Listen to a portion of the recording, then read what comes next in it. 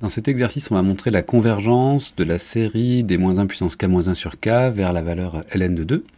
Alors pour pouvoir faire ça, on va d'abord définir le terme général, uk, de la somme qu'on va faire par la suite. Donc uk, ça va être moins 1 puissance k moins 1 sur k. On va vous demander de montrer une autre forme d'écriture de cette valeur uk, puis la somme des uk qu'on va simplifier par la suite. Tout ça pour obtenir une convergence, quand on passera à la limite, quand n tend vers plus l'infini, de la série vers la valeur ln de 2.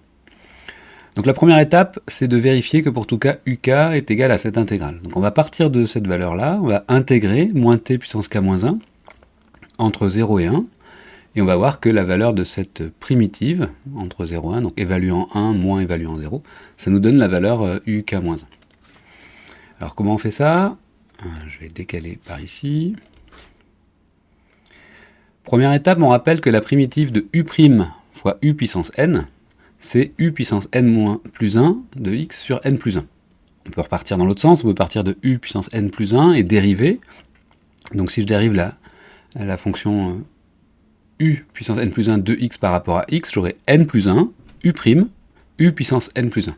Rappelez-vous de cette formule-là, la dérivée de u puissance n, je vais l'écrire rapidement, la dérivée de u puissance n, si je dérive ce terme, bien j'ai n, u', u puissance n moins 1. Donc c'est ça que les étudiants oublient en général, c'est le u' qu'on a ici.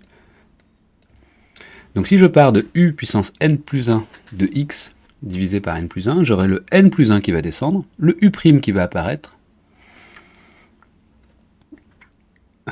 Donc le n plus 1 se simplifie, donc on a bien que la primitive de u' u puissance n, c'est ce terme-là. Ok, donc ça j'espère que ça va. Donc si on sait ça, on va pouvoir en déterminer la valeur de la primitive de moins t puissance k moins 1, qui est, si j'avais u' u puissance n, eh bien j'aurais un u' qui est ici. Donc là je sors le moins 1, ici, moins 1 puissance k moins 1, donc je le sors. Donc j'ai moins 1 sur k, qui est de la forme u puissance n plus 1 sur n plus 1, donc j'ai moins t puissance n plus 1, donc moins t puissance k moins 1 plus 1, ça fait moins t puissance k, divisé par k, et ce qu'on n'oublie pas, c'est le moins 1 ici, sinon on n'aura pas de la forme u' u puissance n.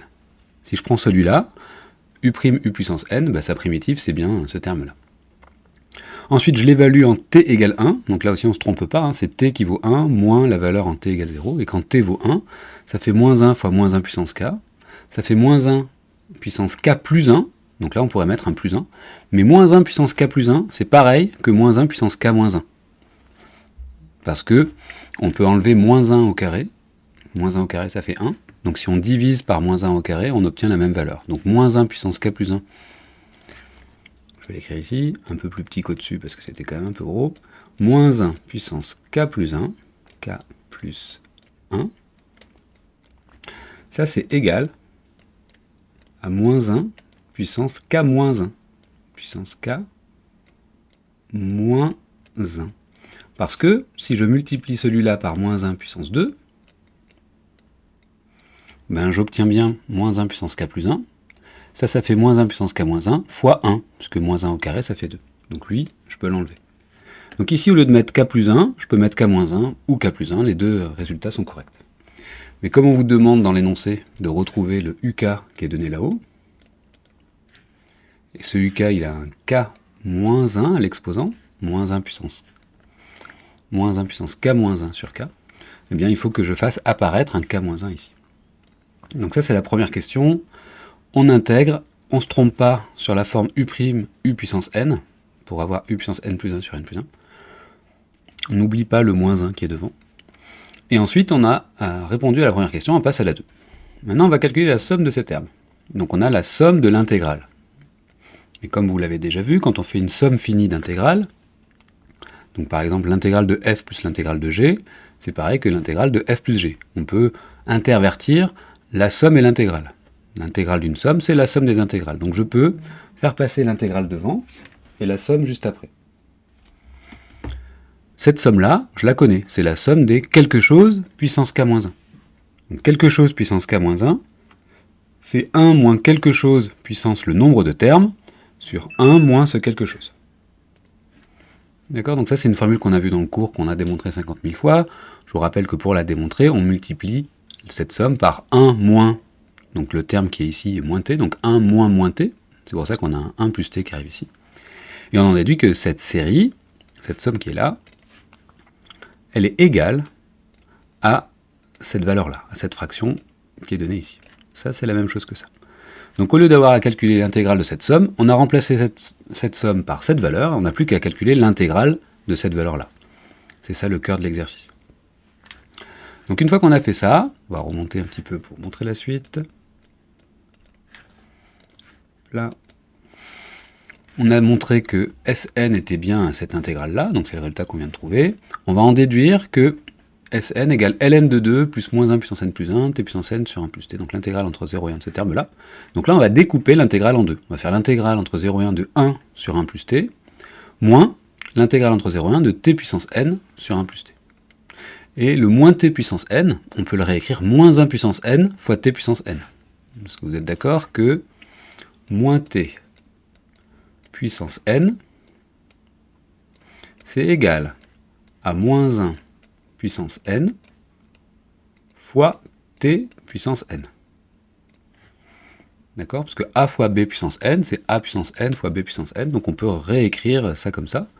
Et ça nous permettra de sortir ici le moins t puissance n. En le réécrivant comme ça, on pourra mettre devant le moins 1 puissance n plus 1 qui est ici. Un peu plus en détail. Hop là. Cette intégrale, comme je vous l'ai dit, je la découpe en deux. La première partie, l'intégrale de 1 sur 1 plus t entre 0 et 1. Donc ça, on connaît la primitive, parce que c'est de la forme u' sur u, donc sa primitive, ça va être ln de u. Ln de u, qu'on a ici. Ln de 1 plus t en valeur absolue, mais on n'a que des valeurs positives dans ce terme-là, donc on n'a pas besoin de valeur absolue finalement. On pourrait laisser ln de 1 plus t. Moins cette intégrale qui est ici, et ça, on a dit que moins t puissance n, je pouvais sortir un moins 1 puissance n devant, mais comme il y a un autre moins, ça fait moins 1 fois moins 1 puissance n. Donc ça fait moins 1 puissance n plus 1. Encore une fois, j'aurais pu mettre moins 1 puissance n moins 1, puisque moins 1 puissance n plus 1, c'est pareil que moins 1 puissance n moins 1. Et l'intégrale de t puissance n sur 1 plus t. Donc on obtient vraiment le résultat qu'on souhaitait en évaluant ln de 1 plus t en 1, ça fait ln de 2, moins ln de 1, qui fait 0. On obtient bien la réponse à la première partie de la question 2. Question 3.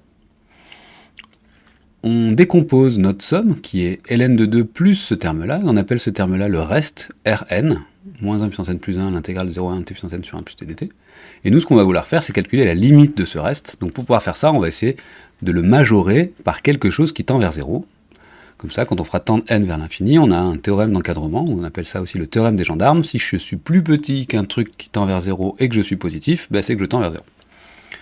Donc ce terme-là, on va vouloir le majorer, donc on va partir de t puissance n sur 1 plus t, on va montrer que ça, si t est entre 0 et 1 et que n est plus grand que 1, que ce terme-là, il est plus petit que t puissance n.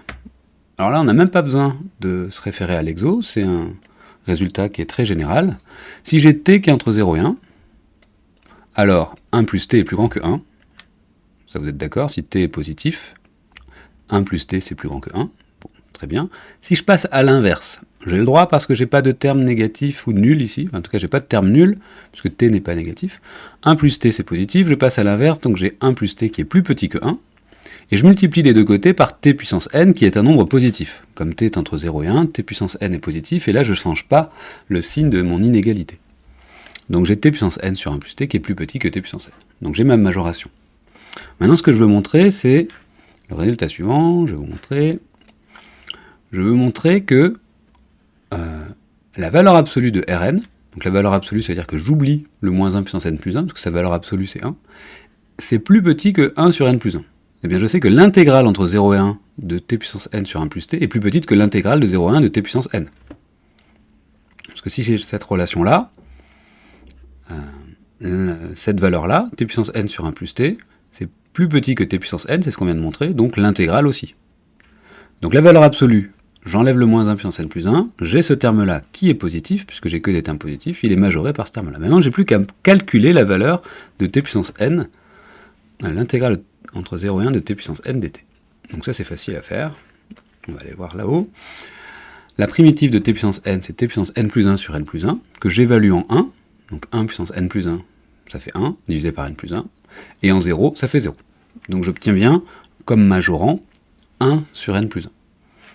Donc si je reviens ici, j'ai obtenu que l'intégrale de t puissance n entre 0 et 1, c'était égal à 1 sur n plus 1. Donc j'ai majoré notre valeur Rn ici par 1 sur n plus 1.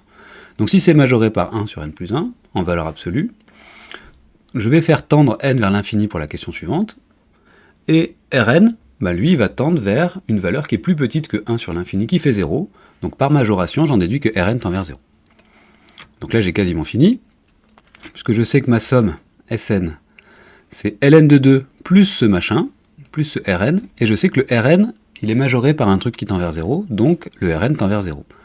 Donc la série, la somme des UK, donc la somme des moins 1 puissance k-1 sur k, qui est la série qui nous intéresse, quand je vais faire tendre n vers l'infini, eh bien, le terme de droite tend vers 0, il ne restera plus que ln de 2. Donc pour tout entier, Sn c'est ln de 2 plus Rn, et on a montré que Rn tendait vers 0, ln de 2 plus 0, ça fait ln de 2.